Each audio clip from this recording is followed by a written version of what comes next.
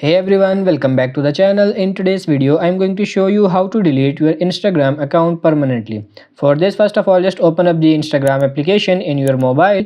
Then tap on your profile picture in the bottom right corner and then go for these three bars in the upper right corner and tap on this settings and privacy, the first option. Now tap on this account center and you will see this kind of interface. So you just have to scroll down a bit and tap on this personal details. Now the last option, account ownership and control, just tap on it. And as you can see, the second option, deactivation or deletion, tap on it. Now you can select the account here, tap on this Instagram. And now you can see deactivate account or delete account. So in this case we are going to delete. Just select this delete account, tap on this continue. Now you have to select a reason. You can select any reason here. Let's say I'm going for this something else, tap on continue, and now you have to enter your password here. And after entering the password, you can easily delete your account permanently. So that's pretty much it for this video. I hope this video was helpful. If it is, like it and subscribe to the channel. Thank you.